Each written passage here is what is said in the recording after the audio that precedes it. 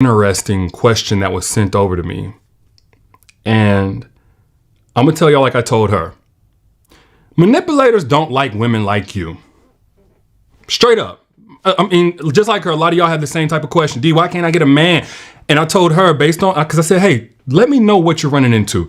Give me an idea of how the dating experience goes, the talking experience, whatever.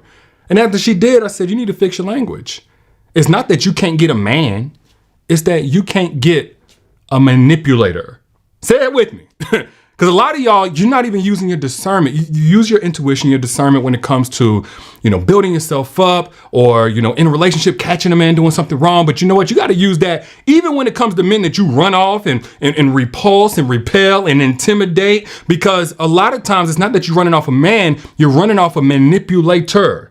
And manipulators do not like women like you if you're the type of woman to set boundaries. If you're the type of woman to set boundaries, speak up on what she needs, express what she's not comfortable with, back away if that man is unsafe. If you're that type of woman, if you're the type of woman that's working on herself, I don't care how you look. I don't care what your age is. I don't care how many children you got. If you're the type of woman that's constantly trying to evolve into a higher level of herself, you're putting in the investment, energy-wise, time-wise, financially. You're taking accountability. You're not trying to make the exact same mistakes year after year after year, relationship after relationship after relationship. You'd rather be alone than to continue being made a fool of. Like if you're that type of woman and now you've adopted this thing that really helps you avoid making the same mistakes over and over again, which is boundaries based on wisdom, a manipulator is not going to like you because manipulators do not like boundaries. And I'm gonna give y'all a couple reasons why. The first reason why they do not like boundaries is because manipulators' love language is control. Literally, the definition of manipulate is to have control. Google it. Google it. Now, of course, that means that you're trying to get control in some type of underhanded, dishonest means. But manipulators hate any woman or man because it can go. Manipulation is not gender neutral. I'm just talking in the context of a woman because that's who asked the question. But manipulators hate anything or anybody that they cannot control. So if you come with boundaries, which is literally the anti-control factor, and you're willing to say, hey, look, no, we will not talk about that topic. Not on this date. Not in this conversation. I don't even know you like that. You don't know my middle name. I don't know yours. And even if you did, so what? If you the type to set those type of boundaries, hey, you can't call me after 10 p.m. I'm unavailable. We not there.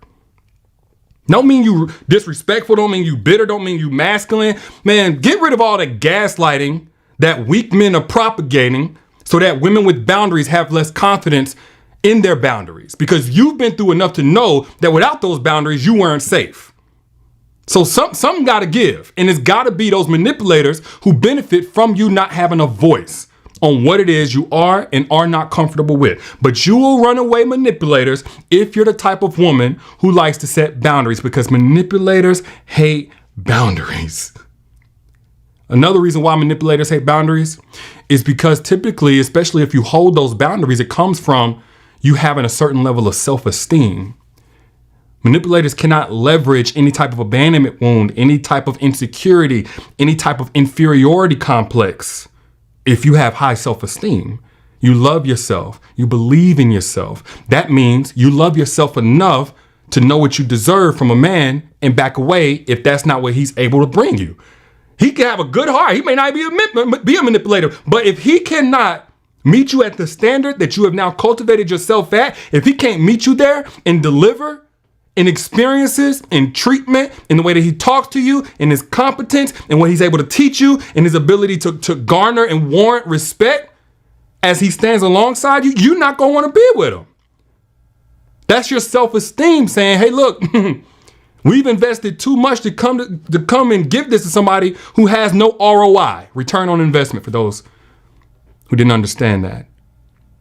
But manipulators hate boundaries because typically they're a reflection of a high level of self-esteem. Women with high levels of self-esteem require a man to talk a certain way, walk a certain way, have a certain level of consistency and alignment in his words and his actions and his promises, require him to have certain relationships in place, whether it's a respectful relationship with his mama, a consistent and engaged relationship with his children or child or what have you.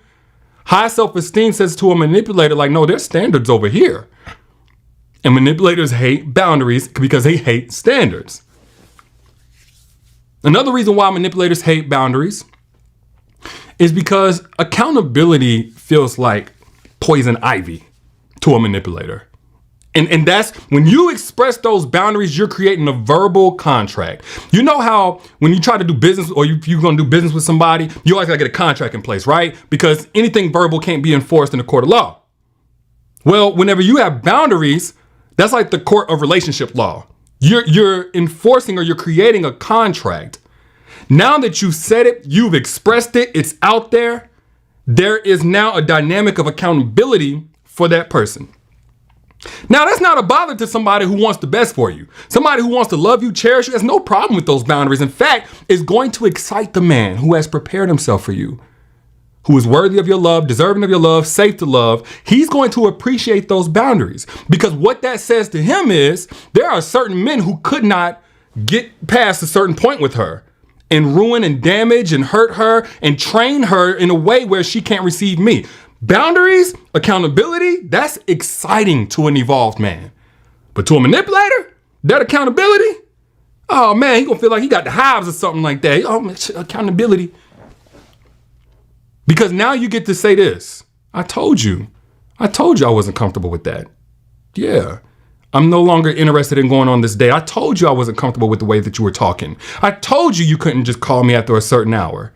So yeah, I blocked you in text message and I'm about to block you on Instagram too. Sent you all in my DMs. Accountability? Manipulators hate that. Another reason why manipulators hate boundaries is because manipulators are typically intimidated by a confident woman.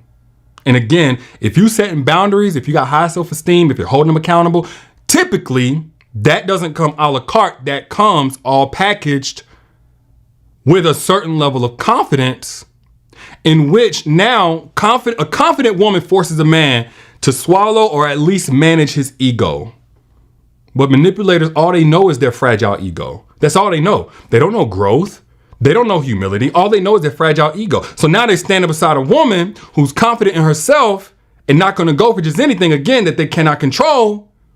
Men are going to want to be around you. Women are going to want to be around you. You're going to attract opportunities because of that confidence. The way that you talk to him is going to be assertive, respectful, but very firm about who you are and whose you are. Oh, manipulators are intimidated by that. They're not even used to it. Typically, just for them to be able to deal with somebody and tolerate them, they had to identify something that they felt was lesser or that the woman came into agreement with that was not as good as that man or lesser or in dependence of him or needed him. But if you're confident, that means you're good without him.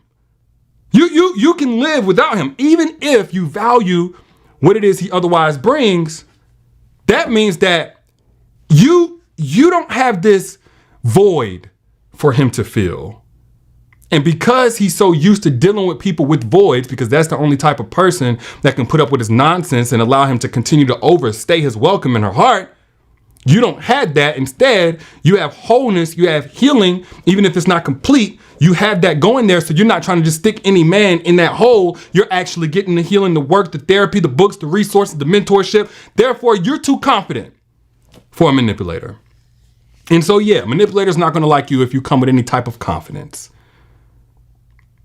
He said, wait, what'd you say to me? That confidence say, I said. No, manipulators don't like that.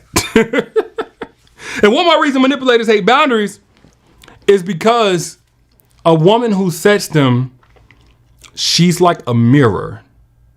She's a walk-in revelation of his actual truth.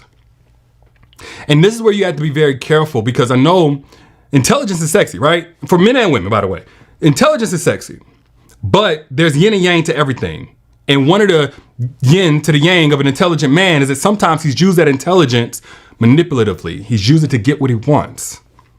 And see, even if he's the most intelligent person, whatever, his truth don't care nothing about his ability to manipulate.